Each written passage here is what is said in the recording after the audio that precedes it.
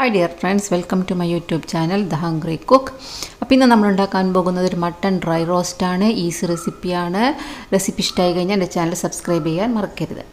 അപ്പോൾ നമുക്കതിന് വേണ്ടിയിട്ട് ഒരു ചീനച്ചട്ടി എടുക്കാം. അതിലേക്ക് 2 teaspoon Kashmiri chilli powder, 2 teaspoon മല്ലിപ്പൊടി, 1 ടീസ്പൂൺ മഞ്ഞൾപ്പൊടി, 1/2 ടീസ്പൂൺ ഗരം മസാലപ്പൊടി, 1 ടീസ്പൂൺ പെരിഞ്ജീരകപ്പൊടി, 1 ടീസ്പൂൺ കുരുമുളക് പൊടി.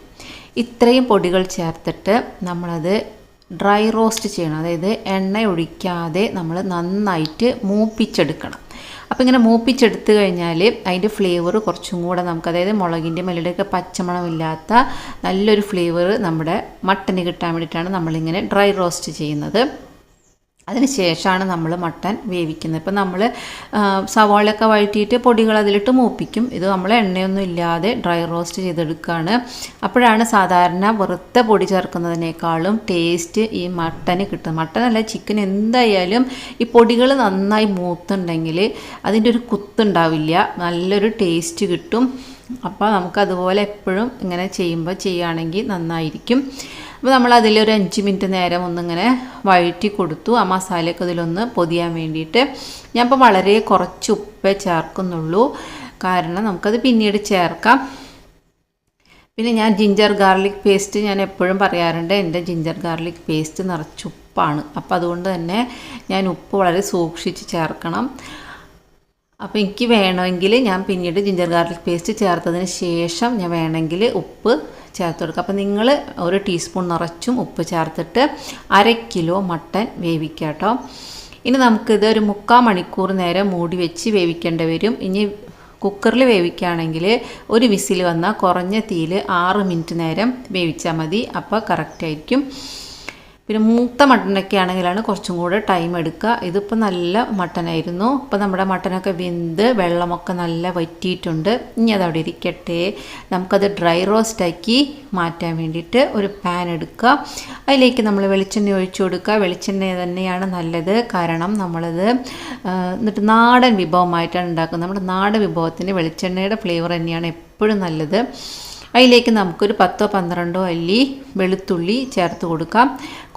ഒപ്പം കുറച്ച് കറിവേപ്പിലയും കൂടി ചേർക്കാം. അതൊന്ന് ചെറുതായിട്ട് ഇങ്ങനെ നിറം മാറി തുടങ്ങുമ്പോൾ നമുക്കതിലേക്ക് സവോള, ഞാൻ അവിടെ 3 വലിയ സവോള എടുത്തിട്ടുണ്ട് 1/2 കിലോ മട്ടന് വേണ്ടിയിട്ട്, അത് നമുക്കിതിലേക്ക് ചേർത്ത് കൊടുക്കാം. ഒപ്പം ഞാനിവിടെ 1.5 table spoon ginger garlic paste ചേർത്തിട്ടുണ്ട്. ഇതിനാണ് ഞാൻ പറഞ്ഞിട്ടുള്ളത്, ഇതിൽ ഉപ്പും വിനാഗിരിയും ചേർത്തിട്ടാണ് ഈ ജിഞ്ചർ ഗാർലിക് പേസ്റ്റ് ഉണ്ടാക്കിയിരിക്കുന്നത്.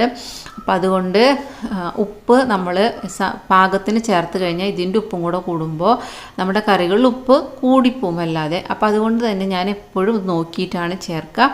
അപ്പോൾ നിങ്ങൾക്ക് ഇഷ്ടപ്പെട്ട പാകത്തിന് ഉപ്പ് ചേർക്കട്ടോ. പിന്നെ അതിന് ശേഷം നമുക്ക് 6-7 വറ്റൽമുളക് മുറിച്ച് ചേർക്കുക. ഇത് ഫ്ലേവറിന് വേണ്ടിയിട്ടാണ്. ഇത് ഒരുപാട് എരിവൊന്നും ഉണ്ടാവില്ല ഇത് ചേർത്ത് വെച്ചിട്ട്. നല്ലൊരു ഫ്ലേവറാണ് ഈ സവോളയുടെ ഒപ്പം ഈ വറ്റൽമുളക് മൂത്ത് വരുമ്പോൾ. അപ്പോൾ അതും മൂത്ത് കഴിഞ്ഞാൽ നമുക്ക് വേവിച്ച് വെച്ചിരിക്കുന്ന മട്ടൻ ചേർത്ത് കൊടുക്കാം. ഇനി നമ്മളിതിൽ നന്നായിട്ട് മിക്സ് ചെയ്യണം. ഈ മസാലകളൊക്കെ മട്ടനിൽ നന്നായി പൊതിയുന്നത് പോലെ നമ്മൾ മിക്സ് ചെയ്ത് കൊടുക്കണം. വേണമെങ്കിൽ 1-2 മിനിറ്റ് നമ്മൾ ഒന്നുകൂടെ മൂടി വെച്ചിട്ട് നമുക്ക് വേവിക്കാം. കാരണം മട്ടനിൽ വെറുതെ പൊടികൾ മാത്രമേ ഉള്ളൂ, അതിൻ്റെ ഫ്ലേവർ മാത്രമേ പിടിച്ചിട്ടുള്ളൂ. അപ്പോൾ നമ്മൾ ഈ ചേർത്തതെല്ലാം നന്നായിട്ട് പിടിക്കണം.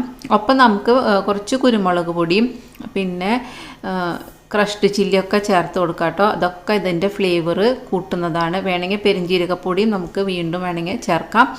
അപ്പോൾ അതൊക്കെ ടേസ്റ്റ് കൂട്ടും.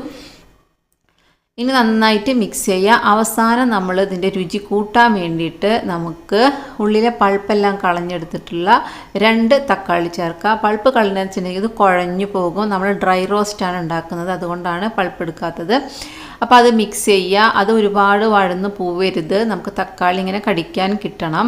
അപ്പോൾ അതുകൊണ്ട് നന്നായി മിക്സ് ചെയ്തെടുത്തിട്ട് ഇതിൻ്റെ ഫ്ലേവറും കൂടി അങ്ങോട്ടും ഇങ്ങോട്ടും, അതായത് തക്കാളിയിലേക്ക് മട്ടൻ്റെ ഫ്ലേവറും മട്ടനിലേക്ക് തക്കാളിയുടെ ഫ്ലേവറൊക്കെ ഒന്ന് ചേരാനും എല്ലാ മസാലകളും കൂടിയിട്ടൊന്ന് മിക്സ് ആവാൻ വേണ്ടിയിട്ട് ഒരു 2 മിനിറ്റ് നമ്മൾ മൂടി വെച്ച് എടുത്തു കഴിഞ്ഞാൽ നമ്മുടെ മട്ടൺ ഡ്രൈ റോസ്റ്റ് റെഡിയായി. അപ്പോൾ അതെല്ലാവരും ട്രൈ ചെയ്യണം. നല്ല അടിപൊളി മട്ടൺ റെസിപ്പിയാണ്, ഒരു നാടൻ റെസിപ്പിയാണ്.